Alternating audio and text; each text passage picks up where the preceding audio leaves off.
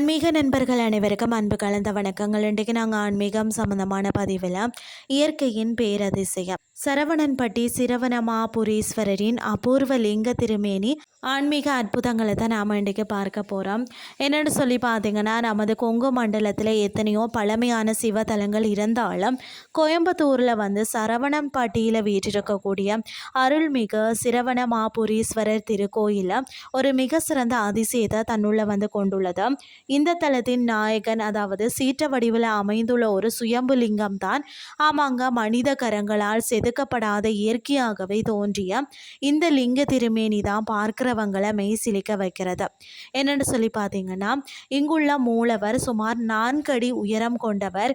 மற்ற கோயில்களில் நாம் காணக்கூடிய சீரான வட்ட வடிவம் கொண்ட லிங்கங்களை போலின்றி இந்த லிங்க திருமேனி பார்த்தீங்கன்னு சொன்னால் முன்புறம் புடைப்பாகவும் பின்புறம் சற்று குழிவாகவும் காட்சி அளிப்பது தான் இதன் மிகப்பெரிய சிறப்பம்சம். இயற்கையின் படைப்பில் உருவான இந்த சீரற்ற வடிவம் தான் இறைவன் எங்கும் எதிலையுமே நீக்கமர நிறைந்திருப்பவன் என்பதையும் அவன் உருவங்களுக்கு அப்பாற்பட்டவன் என்பதையும் நமக்கு உணர்த்துகிறது.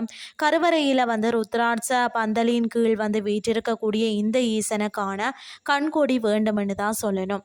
அது மட்டும் இல்லாமல் ஈசனின் சந்நிதிக்கு வடப்புற பழனி ஆண்டவரை போலவே கையில தண்டம் ஏந்தி நின்ற கோலத்துல தண்டாயுத பாணி சுவாமி அருள் பாலிக்கிறார். தந்தைக்கும் மகனுக்கும் இங்கே தனித்தனி சந்நிதிகள் இருப்பது தான் விசேஷம். திருமண தடைகள் நீங்கணும்னு சொன்னாலோ குழந்தை பேறு வேண்டிய பக்தர்கள் திரளாக இங்கு வழிபாடு செய்கிறார்கள். மற்றது கல்வி மற்றது வேலை வாய்ப்புல சிறந்து விளங்கணும்னு சொன்னாலும் இந்த தலத்து தட்சணாமூர்த்தியையும் ஈசனின் பேரருளும் புரிகிறார்கள். நிச்சயமாக ஒரு முறை இந்த தலத்துக்கு சென்று அந்த அபூர்வ சுயம்பு லிங்க திருமேனியை தரிசித்து வாருங்கள். மன அமைதியும் நேர்மறை ஆற்றலும் பெருகுவதை உணர்வீர்கள்.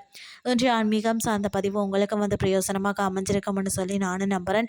இதே மாதிரி மற்றொரு ஆன்மீகம் சார்ந்த பதிவோடு உங்களை சந்திக்கிறேன். நன்றி.